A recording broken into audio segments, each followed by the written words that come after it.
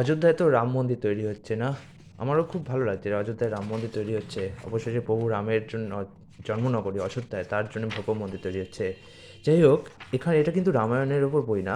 এটা রামায়ণের সীতা উদ্ধার কাণ্ডে যে শ্লোকগুলো আছে, সেই শ্লোকগুলোর অনুবাদ, তার তাৎপর্য, সেগুলো দেওয়া আছে। এখন আপনারা অনেকেই জানেন না যে রামায়ণের কিন্তু মূল রচনাকার হচ্ছে বাল্মীকি, এবং মানে বাল্মীকি এটা জানেন, কিন্তু রামায়ণ হচ্ছে সেটাই পড়া উচিত যেটা বাল্মীকি লিখে গেছেন। এরপরে অনেকে অনেক কিছুভাবে রামায়ণের ভাষ্য তৈরি করেছেন, যেমন রাম কিন্তু দুর্গাপূজা করেননি, মানে বাল্মীকি রামায়ণে কিন্তু দুর্গাপূজার উল্লেখ নেই। পরে বাংলায় যিনি কৃত্তিবাস ওঝা যখন রামায়ণ রচনা করেন, তখন তিনি এটা যুক্ত করেন। তো আপনাদের মূল রামায়ণ পড়তে হবে, আমাদের কিন্তু তার ভাষ্য বা উপভাষ্য পড়লে হবে না।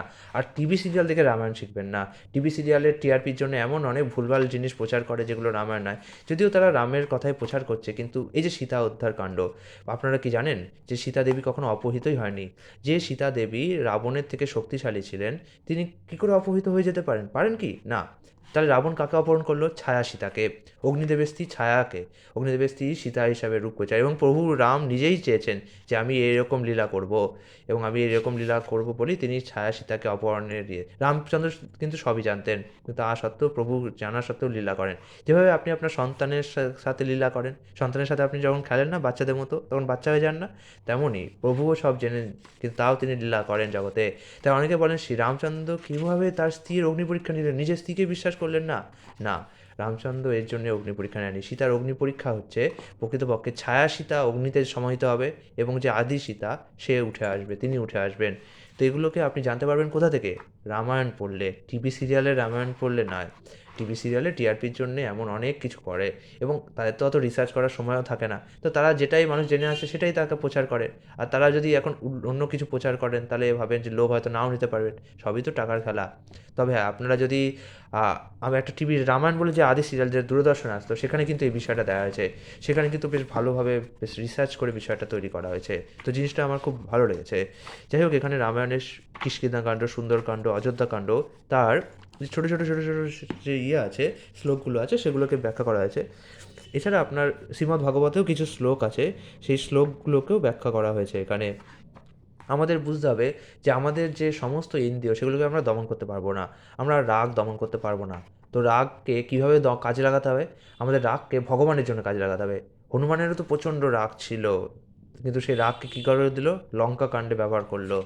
তো হনুমান তার অদম্য শক্তি, তার সাহস, তার বল, তার বীর্য সব কিছু প্রভু রামের সেবায় লাগিয়েছে। আমাদেরকেও আমাদের সমস্ত শক্তি, সমস্ত সামর্থ্য, সমস্ত অর্থ, সমস্ত সম্পদ, সমস্ত বৈভব, সমস্ত সৌন্দর্য, সমস্ত মন, সমস্ত বুদ্ধি, সমস্ত অহংকার আর সমস্ত দেহ, সব কিছু ভগবানের সেবায় লাগাতে হবে। তা সেটাই আমাদের প্রকৃত অবস্থা।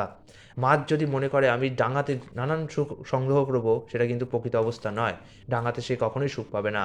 তেমনই জীব যদি মনে করে এই জড়জগৎকে ভোগ করে করে আমি সুখ পাবো, সেটা কিন্তু প্রকৃত অবস্থা নয়। কারণ এই জড়জগতে সব কিছুই অনিত্য, মানে যা দীর্ঘদিন টেকসই হবে না। আপনার নিজের শরীরটাই হচ্ছে তার সবথেকে বড় উদাহরণ। সেই ছোট্ট শরীরটা কি আর আছে? নেই। এবং একসময় এই শরীরটা যেটা যে আছে, হয়তো যুবকের শরীর আছে, হয়তো বালকের শরীর আছে, সেটাও একসময় থাকবে না। সবসময় এগুলো অনিত্য হিসাবেই রয়েছে।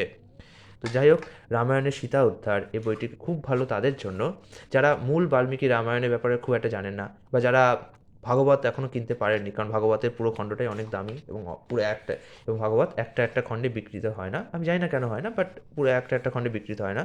তো এই জন্যেই এই বইটা তারা পড়তে পারেন, যারা ওই মূল শ্লোকগুলো কী বলা আছে রামায়ণে সেগুলো তারা জানতে চান। আর নাহলে আপনারা বাল্মীকি রামায়ণ কিনতে পারেন, যদিও আমার কাছে এখনও বাল্মীকি রামায়ণটি নেই, এবং আমি যদি পড়তে চাই তাহলে বাল্মীকি রামায়ণ মানে মূল রামায়ণই পড়বো। সবসময় মূল রচনাকারই পড়া উচিত। তাদের ভাষ্যকাররা অনেক সময় কিছু যুক্ত করে যেটা কিনা ঠিক নয়। যাই হোক, খুব ভালো একটি বই এটা, এবং পড়তেও খুব মজা লাগে, কিন্তু খুব ধৈর্য ধরতে হয় এটাই। কারণ পারমার্থিক বইয়ের সবথেকে বৈশিষ্ট্যগুলো হচ্ছে এগুলো পড়তে ধৈর্য ধরতে হয়। ধৈর্য ধরে পড়ার যদি সম্ভব না হয়, তাহলে আপনি অল্প অল্প করে পড়তে পারেন।